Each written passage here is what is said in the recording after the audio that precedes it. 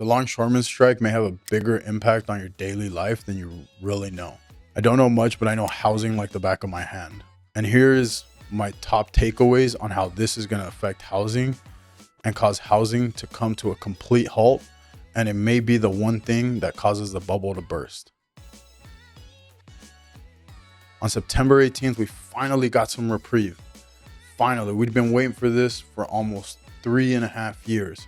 And finally, the feds decided to cut rates by 0.5 point, but rates went up because mortgage rates are impacted most by inflation.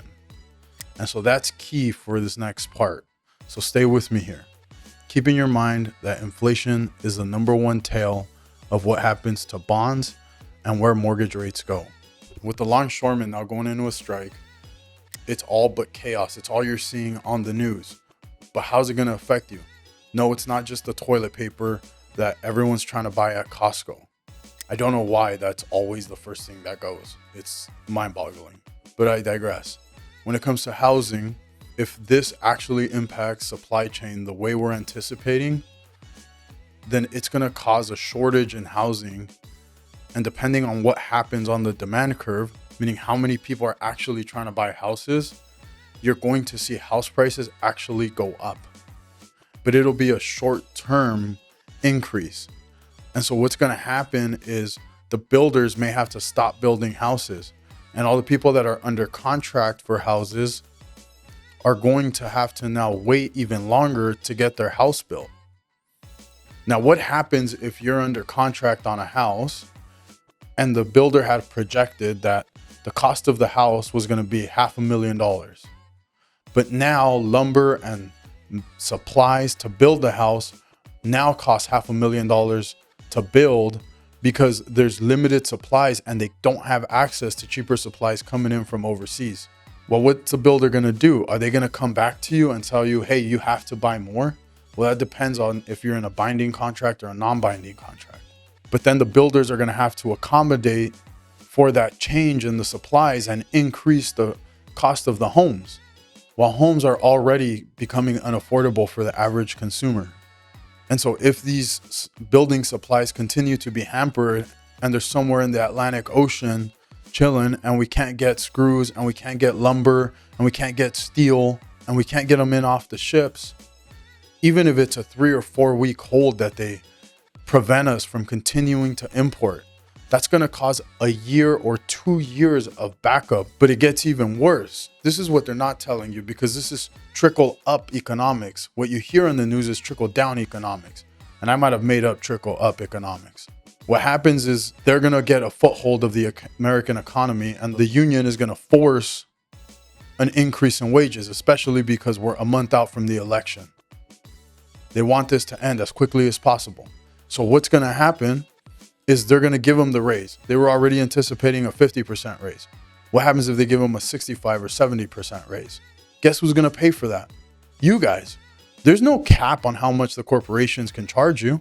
So what's going to happen is the companies that are employing these individuals that are selling goods to the consumer, they're now going to increase their prices. And you're now going to pay $15 for something that was $10. Well, guess what? If the builders are now having to pay an extra 50% for materials, guess what happens to the price of homes? They're going to go up to accommodate for the extra cost of the goods. But here's where it gets tricky. The mortgage rates. If everything is going up in price, meaning inflation is going up, mortgage rates are going up. So what happens if the cost of goods goes up and the cost to acquire those goods, the money borrowed, is more expensive? Well, unless they change the guidelines to make it easier for people to qualify, you're going to actually hurt the demand curve. And so a lot less people are going to qualify for those houses. So while in the short term, maybe in the next couple of weeks, there's going to be like, oh my God, we better get this house before they become more expensive. There's going to be a point where houses get so expensive and the payments get so expensive because the rates are going to go back up. You might have a rate right now at 5.25. They go back up to 6.25 like that. We saw 20 basis points jump today when we're filming, meaning a 5.25 rate on an FHA loan that didn't have a cost. Now it costs $1,500. Suddenly that rate is now 575 and back up to 625. That's a $400 payment in your monthly mortgage. You need to make an extra $1,000 a month to qualify for that. How many people now are disqualified from buying a house? And so if we're not able to bring in supplies to build more houses, to increase the supply of housing, you're going to put an impact. You're going to drive up the cost of the homes. You're going to drive up interest rates, and you're going to make it so that no one qualifies. And at that point, guess what happens? People stop buying. The banks stop making money. And if the consumer's goods go up in price, and people that own houses, that bought houses over the last 2-3 years, and were just waiting for this moment to refinance, but now their hamburger that was $10 costs $15, their latte that was $5 costs $7.50, right? What happens to the corporations? They start to let people go because people can't afford to buy the products. Unemployment starts to drive up. Unemployment's already reaching a level that tends to point towards a recession. And so what'll end up happening if we don't get this corrected, people are going to maximize their credit cards. Then they're going to start defaulting on credit cards. They're going to lose access to capital because their credit's going to go in the toilet.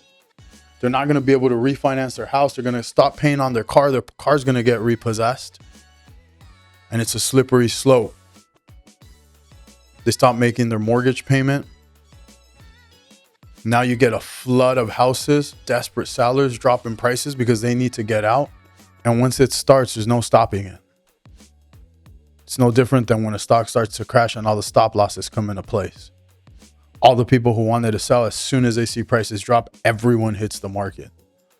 It's a steep drop. It's not like when prices increase where it gradually goes up. And so if we don't get this corrected as soon as possible, and we don't come to a good median, I'm not saying give them the 77%, but what I am saying is get it under control, get these men back to work, because otherwise the effects of this are going to take years to recover from.